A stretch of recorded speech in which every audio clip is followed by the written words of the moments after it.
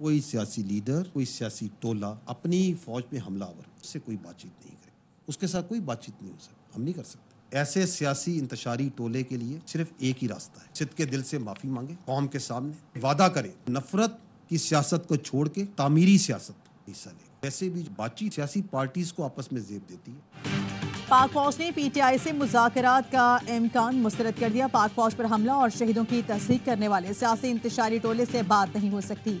DGISPR ने वाज़ेह कर दिया, कहा बातचीत सियासी जमातों में जेब देती हैं, फौज को नहीं। 9 मई के मुकदमा फौजी पाकिस्तान का नहीं, आवाम का है।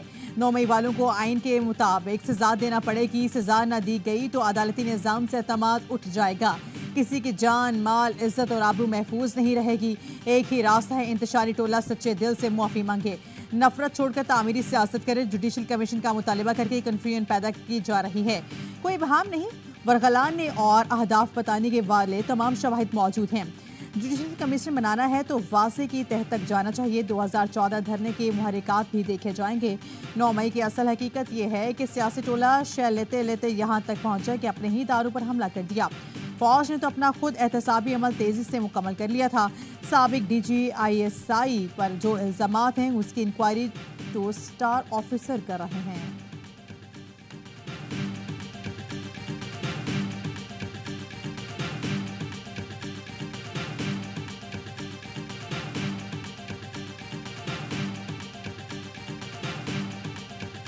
बयानिया बनाया जा रहा है 8 फरवरी में 9 मई गायब हो गया, गुम हो गया। 8 फरवरी को टर्नआउट वो तकरीबन 47%, तकरीबन 6.5 करोड़ जो वोटर्स थे उस दिन उन्होंने वोट कास्ट। उसमें से ये जो मखसूस सियासी पार्टी, उस पार्टी को पड़े 18.5 मिलियन वोट, कुल का बनता है 31, तो 69-70% जो वोट पड़ा वो तो उस बयानिया को नहीं पड़ा। मखसूस जमात को वोट 9 मई के हक में नहीं था। तर्जुमान पाक फौज ने कहा 8 फरवरी के इलेक्शन के बाद मुल्क के 93% आबादी इस बयानी के साथ नहीं खड़ी। KP की आबादी पाकिस्तान की कुल आबादी के 7.5% है। 6.5 करोड़ लोगों ने वोट कास्ट किया। कुल रजिस्टर्ड वोटों का सिर्फ 31% एक मखसूस पार्टी को मिला। मजमूई आबादी के सिर्फ 8% से मखसूस पार्टी को वोट दिया। अगर आप ये कहते हो हमने इलेक्शन में मुदाखलत की है तो सबूत लाएं। कुछ सियासी हल्के सोशल मीडिया पर इदारों को इल्जामात लगाते हैं, सबूत मांगने जाएं तो मजीद इल्जाम लगाते हैं। इजहार राय की आज़ादी की आड़ में मुल्की सालमियत दाव पर लगाने की इजाज़त नहीं दे सकते। आइन इदारों के खिलाफ प्रोपेगेंडे की इजाज़त नहीं देता। सुबह शाम इल्जाम तराशियों पर मुत्तफिक को कानून साजी करनी चाहिए। बोले किसी को कोई अड्डे दिए गए ना दिए जाएंगे। एक सवाल पर कहा 6 जजेस का मामला अदालत में है, सिर्फ इतना कहूँगा बगैर सबूत इल्जाम लगाना दुरुस्त नहीं। बहामल नगर वाक़े के फौरी बाद सिक्योरिटी और पुलिस अफसरान ने इस मामले को हल किया।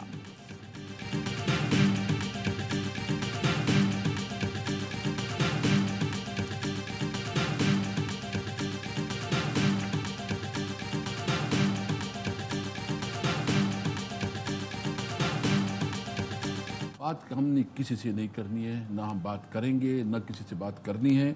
करनी नहीं है बात, तो 3 रुकनी कमेटी क्यों बनाई है इमरान खान साहब? वो कमेटी जो है ना बेसिकली उसके अंदर कंफ्यूजन है। इस पर कंफ्यूजन है कि बनी है कि नहीं बनी। मैं क्योंकि जो खान से हमारी मुलाकात हुई थी तो इसके ऊपर कोई डिस्कशन नहीं हुई थी। देखिए हम माफी अल्लाह माफ करे, अब अपने बाप से नहीं माफी मांगते तो किसी और से क्या माफी मांगेंगे। DGISPR के बयान के बाद PTI का बड़ा यूटर्न, हम किसी से मुज़ाकरात नहीं चाहते। कंफ्यूज है कि कमेटी बनी भी है या नहीं। मानिए PTI से मुलाकात हुई तो उन्होंने कमेटी का कोई जिक्र नहीं किया था। माफी हम अपने बाप से नहीं मांगते तो किसी और से क्या मांगेंगे। किसी से बात नहीं करनी, हम सिर्फ आईनी और कानूनी हक चाहते हैं। आइन और कानून की बालादस्ती पर यकीन रखते हैं, चाहते हैं तमाम इदारे आइन की हदूद में रहते हुए काम करें। PTI रहनुमाओं ने मुतादिद बार कहा था मुज़ाकरात करेंगे तो सिर्फ पाक फौज से करेंगे। बातचीत के लिए बानिया PTI ने 3 रुकनी कमेटी का भी ऐलान किया था।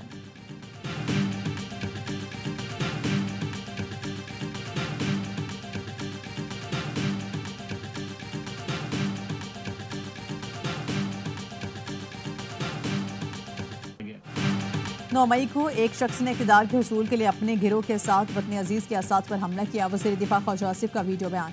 बोले इस रोज़ जो कुछ किया गया ऐसा हमारे दुश्मन भी नहीं सोच सकते।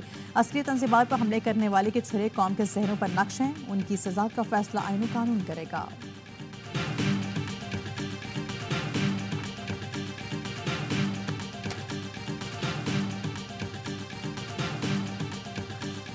पाकिस्तान समेत दुनिया में कहीं भी हर कैदी की हिफाजत देखना चाहते हैं। हर शख्स बुनियादी इंसानी हुकूक और कानून के तहत तहफ़्फ़ुज़ का हकदार है।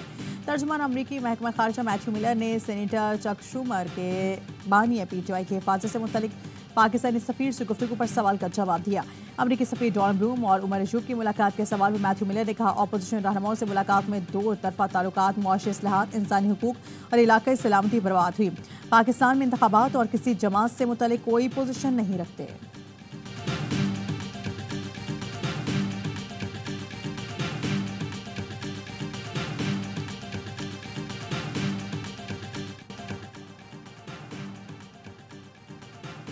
जो जज मुदाखलत पर कुछ नहीं करता घर बैठ जाए, उस शख्स को जज नहीं होना चाहिए। जजिस खत पर अस्कुद नोटिस केस में चीफ जस्टिस के रिमार्क्स, कहा सब जज सुन ले, मैं ये तासुर नहीं देना चाहता कि हम कमज़ोर हैं। हमारे पास वो ताकत है जो किसी के पास नहीं। किसी भी जज को सिर्फ सुप्रीम जुडिशल काउंसिल ही हटा सकती है।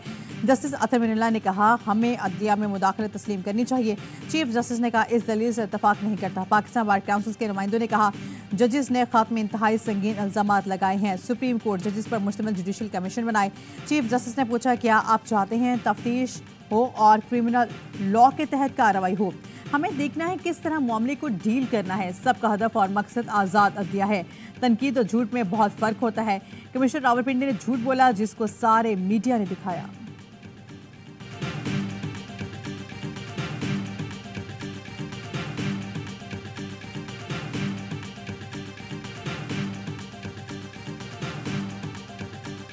Federal government has to submit its response to the grave status of interference by the executive as highlighted by all the high courts.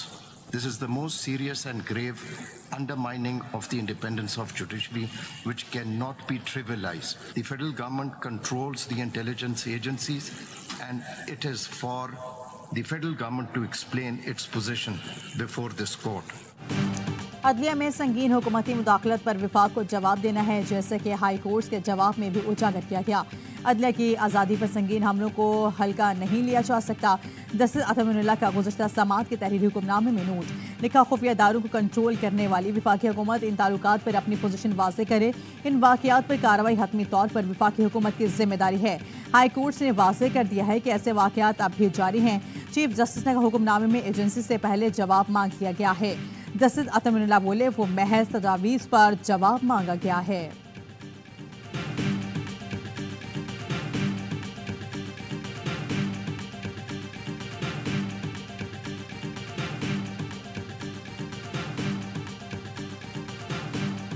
Saudi अरब का एक डेलीगेशन आया था, वो हेड थे डेलीगेशन के। आप लोगों की जो तारीफ़ की और ख़ास तौर पर उन्होंने कहा कि वज़रा वहाँ पर न सिर्फ मुकम्मल तौर पर मौजूद थे, वो हर कदम पर गाइड कर रहे थे, सुपरवाइज कर रहे थे।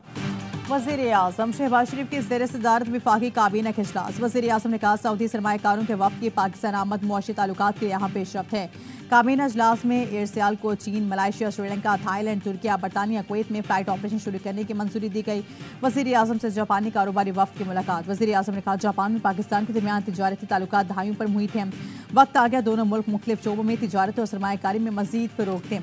पाकिस्तान में इलेक्ट्रिक गाड़ियों की सनत में सरमायाकारी की बेहतरी इस्तेदाद मौजूद है। जापानी वक्त का कहना था, पाकिस्तान में हाइब्रिड गाड़ियों की तैयारी शुरू कर दी।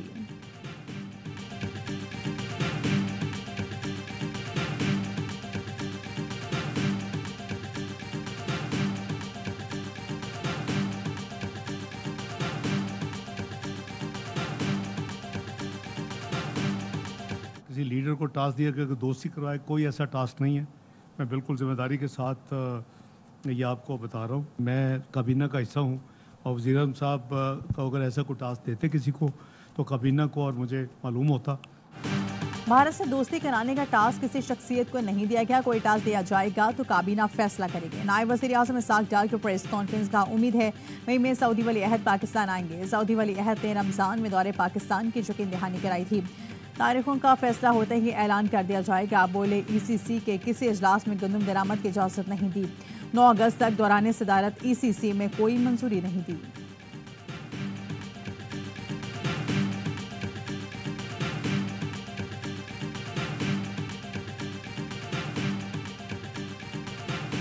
वो पोस्ट 18th अमेंडमेंट में कितनी आपकी प्रोडक्शन है, पंजाब कितना प्रोड्यूस कर रहा है, सिंध कितना प्रोड्यूस कर रहा है, केपी, बलोचिस्तान, और कितना इसने कंज्यूम करना है, ये जमा करके फूड सिक्योरिटी जो इस वक्त एंड रिसर्च डिपार्टमेंट है फेडरल गवर्नमेंट का, उसके पास रिकंसाइल होता है। सूबों पे डाला है न किसी और पे डाला है, मैंने अपनी जिम्मेदारी ली। गंदम मामले को कभी किसी सूबे या किसी और पर नहीं डाला। 18वीं तरमीम के बाद गंदम की खरीदारी का डेटा सूबा इकट्ठा करते हैं, किसी पर इल्ज़ाम नहीं लगा रहा। साबिक निगरान वज़ीर आज़म अनवर हक काकड़ कहते हैं गंदम बहरान के बतौर फूड सिक्योरिटी इंचार्ज जिम्मेदारी खुद कबूल की। सूबों ने जो डेटा फराहम किया गया है उसके मुताबिक फैसला किया। गंदम बहरान पर कोई सेहतमंद बहस नहीं हो रही। मैं कोई मुगल बादशाह नहीं कि फरमान जारी कर दिया और अमल हो गया। विफाकी वज़ीर दाखिला मोहसिन नकवी ने कहा कुछ लोगों की ख्वाहिश है कि मेरे और काकड़ साहब के खिलाफ गंदम इंक्वायरी हो, सामना करने को तैयार हैं।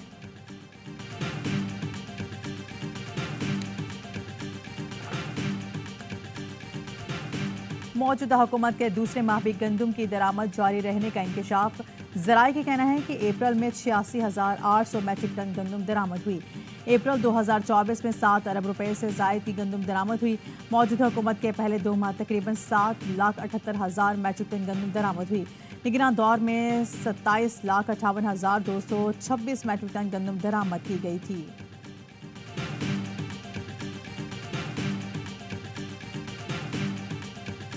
CFC में और जो मईशत के बाकी जो शोबे हैं, इसमें जो फ़ौज का रोल है वो सहूलतकारी का है। हुकूमत चाहती है कि जो फ़ौज की एडमिनिस्ट्रेटिव, इंतज़ामी और टेक्निकल जो कॉम्पिटेंसीज़ हैं, if they can be used, कि जो पाकिस्तान की इकॉनमी जिस हालात में उसको बेहतर करने के लिए।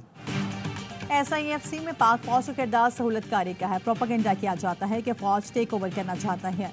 हमारे मकसद इदारों की मदद करना है, जगह लेना नहीं। किसी मुल्कों में मईशत मजबूत बनाने के लिए फौज की मदद ली जाती है। हम हुकूमती मंशा के मुताबिक काम कर रहे हैं। DGISPR मेजर जनरल अहमद शरीफ कहते हैं पाक फौज जिले इदारों ने 360 अरब रुपए टैक्सेस और ड्यूटी के मद में अदा किए। फलाही इदारों पर सरकारी खजाने से 1 रुपया भी खर्च नहीं हुआ। ये फलाही इदारे कई 100 अरब खर्च कराने में जमा करा रहे हैं।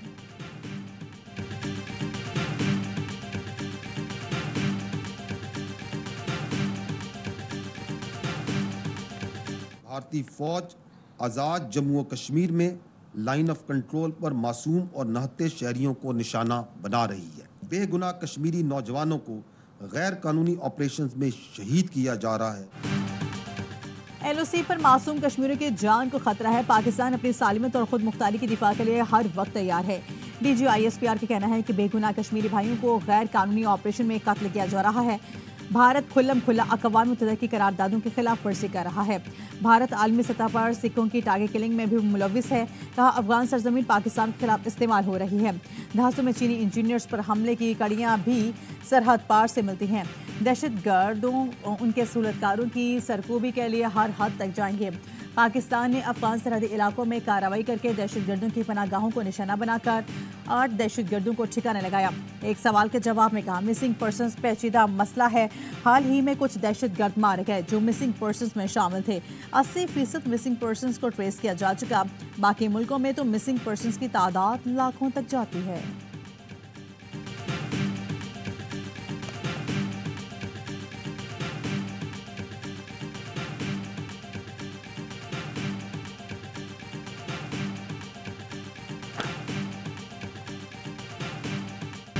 कच्चे में डाकुओं के मुकाबले के लिए पुलिस को फौजी हथियार दिए जाएंगे। वजीर आला सिंध सैयद मुराद अली शाह का कहना है कि मिलिट्री ग्रेड के हथियारों की मंजूरी हो चुकी। डाकुओं के पास पहले से मिलिट्री हथियार हैं। कोई मकामी सरदार डाकुओं के साथ मिला हुआ है तो उसे मुआफ नहीं करेंगे।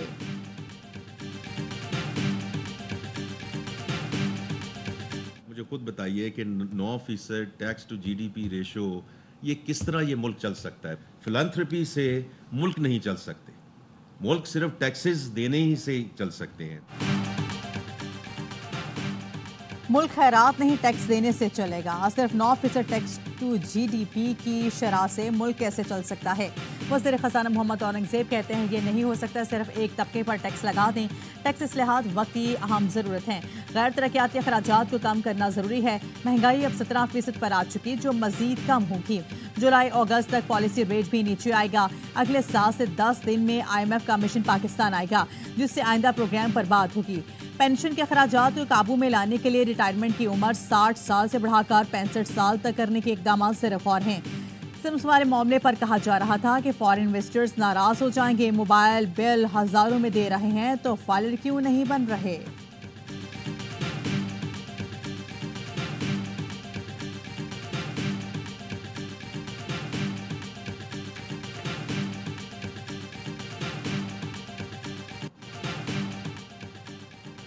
फैसलाबाद में करोड़ों रुपए के लेन देन के मामले पर ताजिर के मुलाजिम की खुदकुशी। खानदानी जराये के मुताबिक हारिस ने अपनी जमानत पर मालिकान अली और तैयब को करोड़ों रुपए का धागा लेकर दिया था। मालिकान ने माल की रकम ना दी। ना कई माह से हारिस को तनख्वाह मिली।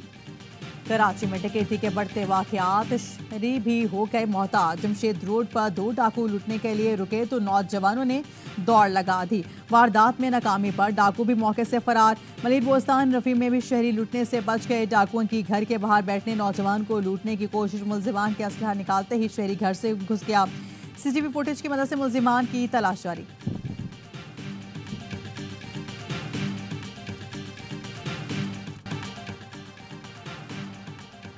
वफाकी वज़ीर दाखिला मोहसिन नकवी की CMH क्वेटा आमद गुज़श्ता रोज़ झड़प में जख्मी 6 जवानों की आयादत की और हौसले को सराहा। कहा जख्मी जवानों ने बहादुरी के साथ शरपसंदों का मुकाबला किया। मोहसिन नकवी बगैर बुख्ती स्टेडियम भी गए। 3 माह में स्टेडियम में फ्लड लाइट्स लगाने का ऐलान किया। कहा सहूलतों को कम से कम वक्त में बेहतर किया जाएगा।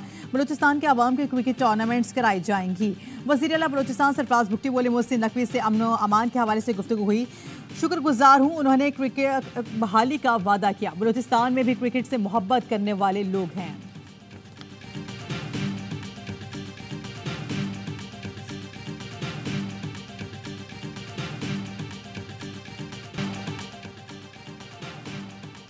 अंदरूनी सिंध मैट्रिक के इम्तहानात में नकल रुकने के दावे धरे के दरे रह गए। खैरपुर में तलबा मोबाइल फोन और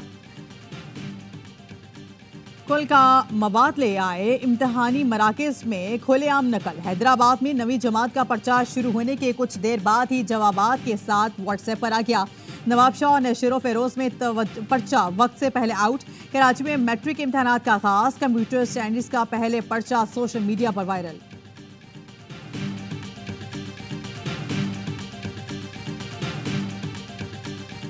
मुल्क भर के बैनुल-अक़वामी एयरपोर्ट्स पर हज ऑपरेशन की तैयारियां मुकम्मल। वजारत मज़हबी अमूर के मुताबिक कराची एयरपोर्ट से पहली हज परवाज कल रात 2:15 बजे रवाना होगी। आज़मीन हज की immigration road to Makkah project के तहत सऊदी हुकाम करेंगे।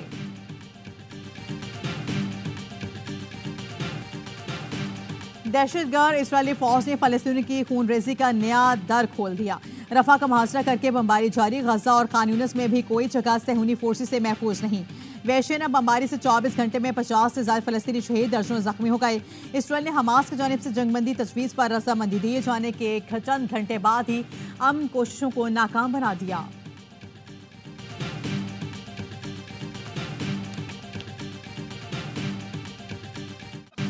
अमेरिका में फलस्तीनियों के हक में मुजाहिरे जारी। शिकागो की यूनिवर्सिटी में पुलिस ने इस्राएली मज़ालिम के खिलाफ आवाज़ उठाने वाले तलबा के कैंप उखाड़ दिए। पुलिस और तलबा आमने सामने, हालात कशीदा। बरतानिया की ऑक्सफोर्ड यूनिवर्सिटी के तलबा भी एहतजाजी तहरीक का हिस्सा बन गए। ख़ैमे लगाकर फलस्तीनियों से जारी यकजहती। तलबा का हुकूमत से इसराइल की हिमायत और इमदाद बंद करने का मुतालिबा। बर्लिन की यूनिवर्सिटी में भी फलस्तीनियों के हामी तलबा पर पुलिस टूट पड़ी। कैंप उखाड़ दिए। मुतादी तलबा को गिरफ्तार कर लिया।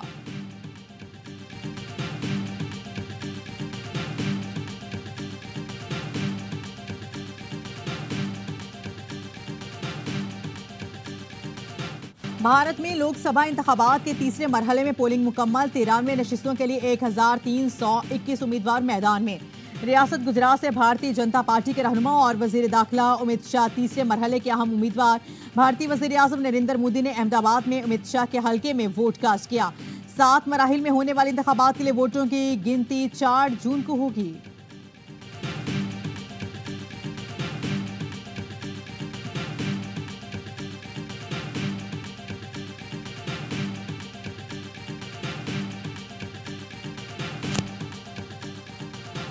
भारत में वजीर के पर्सनल सेक्रेटरी के घर छापा, 30 करोड़ रुपए बरामद। झारखंड के महकमा दही तरक्की में बदउनवानी पर कार्रवाई की गई। छापों के दौरान संजय लाल और उनके नौकर के घर से नकदी बरामद की गई।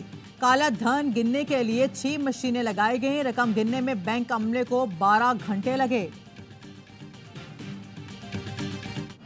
अजलान शाह हॉकी टूर्नामेंट में पाकिस्तान और जापान का मुकाबला 1-1 गोल से बराबर। जापान ने तीसरे क्वार्टर में गोल स्कोर किया। पाकिस्तान ने चौथे क्वार्टर के इख्तिताम पर मुकाबला बराबर किया। पाकिस्तान की जानिब से राना वहीद अशरफ ने गोल किया। कौमी टीम टूर्नामेंट में अब तक नाकाबिल शिकस्त है। आज अपना चौथा मैच कनाडा के खिलाफ खेलेगी।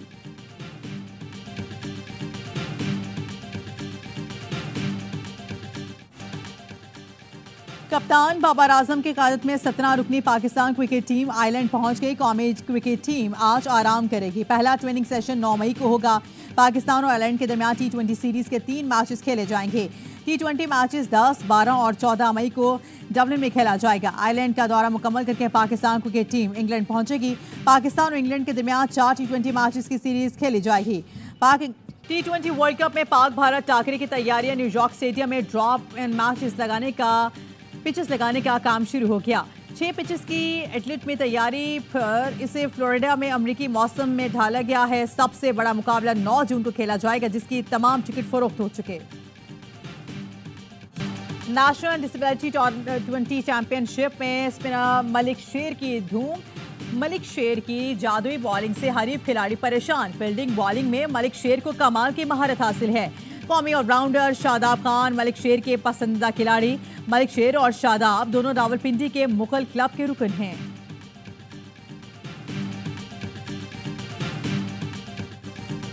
और हैदराबाद में मोहब्बत की नई दास्तान रकम गजल खान दोनों हाथों और पैरों से महरूम क्लास फेलो को जिंदगी का साथी बना लिया।